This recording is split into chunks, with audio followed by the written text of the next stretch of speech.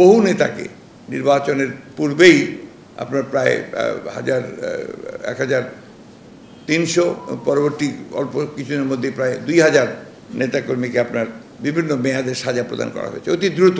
নির্বাচনকালীন সময়ে নিরপেক্ষ নির্দলীয় সরকারের অধীনে নির্বাচনের দাবিতে আন্দোলনরত বিরোধী নেতাকর্মীদের পূর্বে দায়েরকৃত মিথ্যা মামলা একতরফা শুনানি করে অভিযুক্ত নেতাকর্মীদের বিভিন্ন মেয়াদে সাজা প্রদান করার যে প্রক্রিয়া তার তীব্র নিন্দা ও ক্ষোভ প্রকাশ করা হয়েছে। আপনারা জানেন যে আমাদের বহু নেতাকে নির্বাচনের পূর্বেই আপনার প্রায় 1300 পরবর্তী অল্প কিছুদিনের মধ্যে প্রায় 2000 নেতাকর্মীকে আপনার বিভিন্ন মেয়াদে সাজা প্রদান করা হয়েছে অতি দ্রুত, খুব দ্রুত।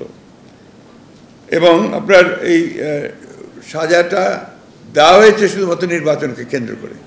এবং আমরা যেটা এর আগেও বলেছি দু একটা সময় যে আইন মন্ত্রণালয় থেকে একেবারে সুনির্দিষ্টভাবে বলে দেওয়া ছিল যে কোন কোন মামলাগুলো আপনার ট্রায়াল হবে এবং বিনা শুনানিতে, কোনো শুনানিও ঠিক মতো হয়নি, অতি দ্রুত সাজা দিয়ে দেওয়া হয়েছে। তার মধ্যে কয়েকজন খুব ইম্পর্টেন্ট নেতা ছিলেন। মোহাম্মদ শাহজাহান আমাদের ভাইস প্রেসিডেন্ট ছিলেন, আপনারা জানেন। আলতাফ চৌধুরী সাহেব আমাদের ভাইস প্রেসিডেন্ট সাহেব, আলাল সাহেব, এরপরে আপনার আমাদের হবিবুর রহমান হাবিব, এরপরে আপনার আমাদের যুবদলের president, secretary, important leaders. Cinematic display, photography master, performance expert, Next G N9. তার কেউই বাদ পড়েনি ওই সময়টা সাজাপ্রাপ্ত হন। পরে তারা লোয়ার কোর্ট, হাইকোর্টে আপনার জামিন চেয়ে জামিন নিয়ে তারা অনেকে বেরিয়েছেন। অনেকে আবার যখন হাইকোর্ট থেকে জামিন নিয়ে যাচ্ছেন সারেন্ডার কোর্ট, লোয়ার কোর্টে, তখন আবার তাদেরকে ভেতরে নিয়ে যাওয়া হচ্ছে। ফলে এখনও আপনার ভেতরে কিন্তু আমাদের অনেক ইম্পর্টেন্ট লিডাররা তারা ভেতরে আছেন। নীরব আছে অনেক দিন ধরে, আমাদের সুলতান সালাউদ্দিন টুকু আছে, আমাদের খোকন বেরিয়েছে মাত্র পরশু দিন। এখনও আপনার ছাত্র নেতা, যুব নেতা অনেকেই ভেতরে আছে। এটা আমরা নিন্দা করেছি এবং ক্ষোভ প্রকাশ করা হয়েছে।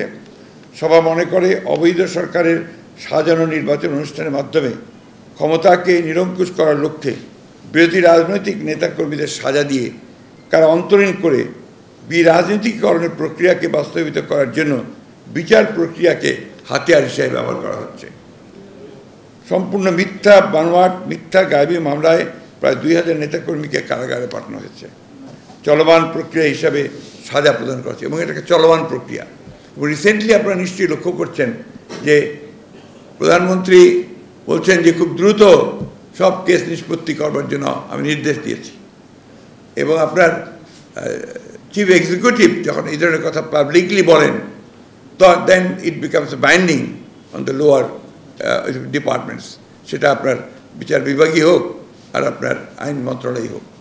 যার ফলে এখন এটা দ্রুত এই মামলাগুলোর তারা নিষ্পত্তি করার চেষ্টা করছেন।